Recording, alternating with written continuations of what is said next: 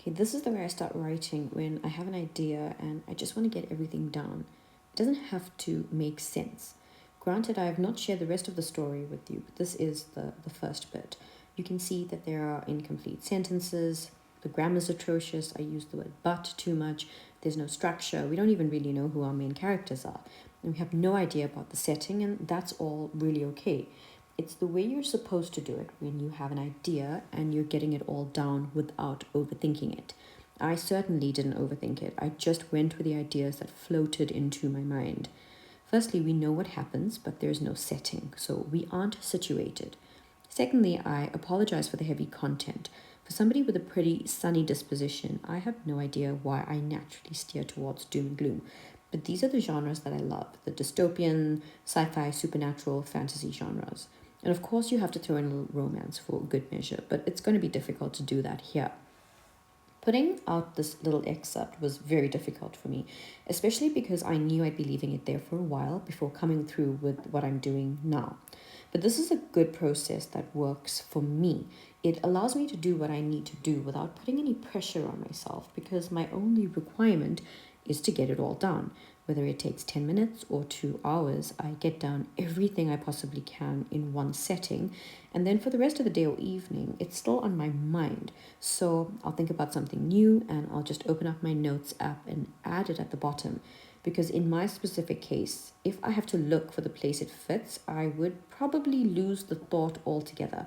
And that would frustrate me way more than having it in a place where it doesn't fit.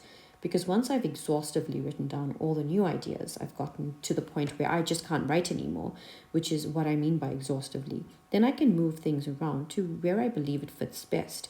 And all this happens many times until I'm incredibly happy with my structure.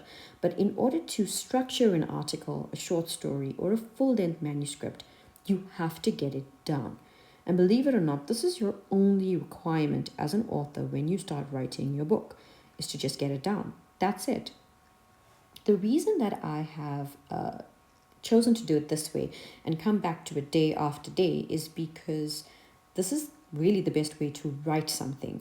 You write it down, you leave it for a second, you let it marinate, you come back to it the next day, and you might be able to look at it with fresher eyes and be able to look at it objectively, what's there, what's not there, and how it can be made better, what's missing, and how you can incorporate that into the plot, or how you can incorporate it into the character if your story is character focused, which it should generally be character focused. However, when it comes to short stories, things can be a little different because you create or you set a mood and then you convey a message. So short stories are less about the characters and more about the genre you're writing in, which is why you probably see short stories like this more in the horror genres or maybe even in the romance genres. But it's basically centers around a plot and the plot moves forward because of something that is pre-established. So in my case and in this situation, I'm doing it right now because I want to take you through something that is dystopian. And I want to show you how you can do that too. Oh no, he said. It was barely a whisper. His hands were bloodied. No, not bloodied. They were cupped together like if you were drinking water out of a stream. So I would take out of a stream and say from a stream, but instead of water, the innocent blood of a teenage boy who was shot in the stomach. So here I'm describing to myself because this is important, what I want the reader to imagine his hands look like. I'm not doing it well, but the image is in your mind now, and it sets up my story because I know immediately what's happened, except I need to be a little bit more straightforward about it. The innocent blood of a teenage boy who was shot in the stomach. No, it was who he'd shot in the stomach. You bring it closer to your main character who is part of the action. It's not something that magically happens to the boy. No. And so the only things that I would change here immediately to correct is drinking water from a stream and instead of water pooled the innocent blood of a teenage boy who he'd shot in the stomach. Adding the word pooled will complete my sentence because it's a verb, and clearly my sentence is incomplete in this part of getting it down on the page. I don't need to add it in right now because it's going to happen at some point anyways, but I'm going to move on to the next paragraph. So I didn't mean to, with the studded words the onlookers could decipher. Now, you either stutter your speech, so whatever is within the quotation marks, or you say were the stuttered words. So I'm going to go with were the stuttered words because people stutter when they're in shock. But you don't need to repeat yourself by saying, I didn't mean to, were the stuttered words the onlookers could decipher. Also, the onlookers could decipher means that we're in the onlooker's point of view, which is completely incorrect because we already know that this is a third person limited point of view. So I need to be in the point of view of my main character, which is the officer who has shot the boy.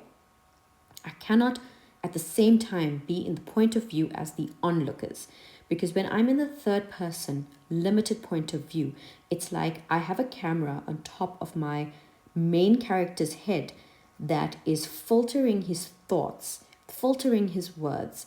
And that would mean that I have taken the camera and have placed it on every single one of the onlookers. The onlookers could decipher means that I'm telling it from their point of view, which is grammatically and, literarily incorrect. Right? Through the sobs, it looked like he had a gun tucked into his pants. Looked like is a filter word. So he's filtering his speech because he's trying to absolve himself. And I would probably change this at a later stage to say that he had a gun. I thought he had a gun tucked into his pants, because when you say, I thought he had a gun tucked into his pants, it immediately brings it closer to your main character and it immerses you in his story. When you say it looked like he had a gun tucked into his pants, it's like you're immediately defending yourself. But if you say, I thought, it's a little bit more sincere and it brings the action closer to the main character. So this is one of the most important things, is we need to make sure that when a new person, it doesn't matter who the person is, but when a new person speaks and there are dialogue tags, we need to start a new paragraph. And then we're just changing the language a little bit from the thick crowd that now encircled them. It just sounds a little better, and it's probably a phrase that I would not be able to remember if I didn't change it right now. So he could hear the crowd murmur in agreement. So could hear, those are filter words. He heard the crowd murmur in agreement. Let's just say that he has this perception about himself. He knows he's a good person. He has a good inner character. And the fact that he wants people outside of the situation to acknowledge that what he did was a mistake, it doesn't happen for him. It's like they believe he's guilty, which is probably how he felt about the young boy he'd shot. But it was also likely a mistake. We don't really know that at this point in our story, and it isn't articulated clearly. I haven't articulated that clearly enough.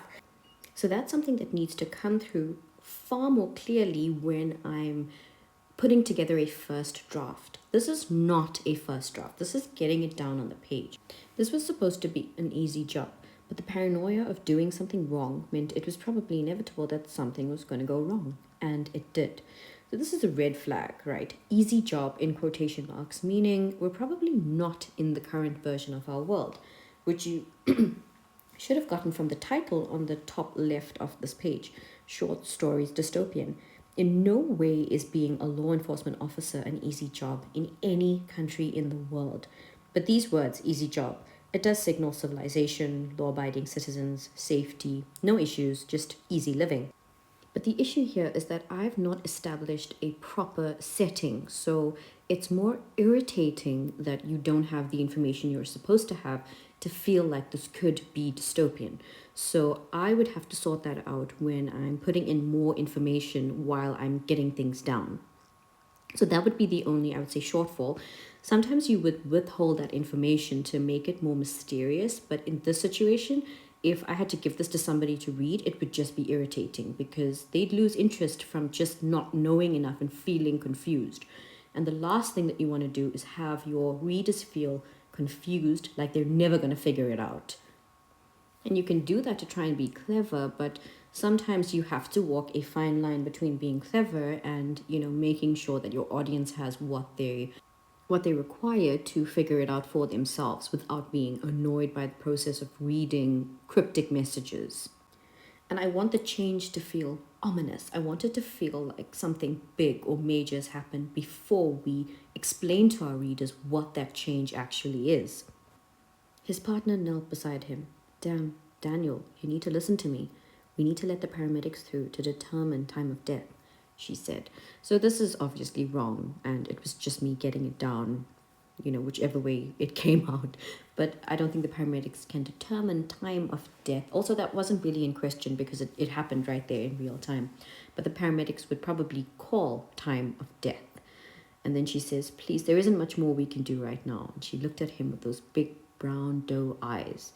But instead of its usual sparkle, they were red. The whites of her eyes with red veins tracing through them like they were itchy. Her eyebrows crinkled in that sympathetic way, like she was handling a victim. So I want the message to be that she feels sorry for him. I also want to highlight that he's clearly close to her. Perhaps in a relationship by the way he feels about her, she feels about him, or they feel about each other. Perhaps in how he reacts to her voice or instructions. He listens, he doesn't fight it, he trusts her.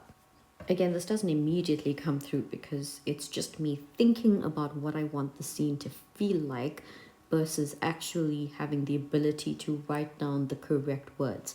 But this is what happens when you're in the process of writing down what's on your mind, but all the while knowing what you want it to sound and feel like.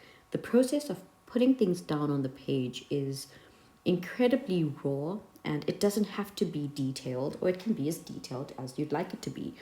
So the crowd parted for them as the paramedics replaced them next to the lifeless body of a dark-skinned male. Okay, the part about the crowd parting is good, but obviously there's a repetition for them as the paramedics replaced them. So that would obviously need to come out in the first draft. But the second part, the body of a young, dark-skinned male, is a repetition. So either combine this in the top or just take it out completely.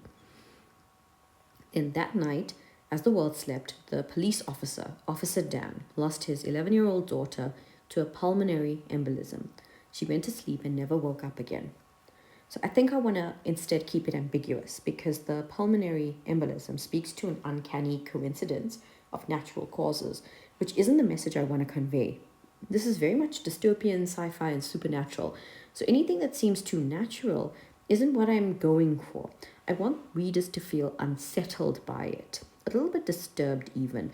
So I'm trying to evoke a feeling.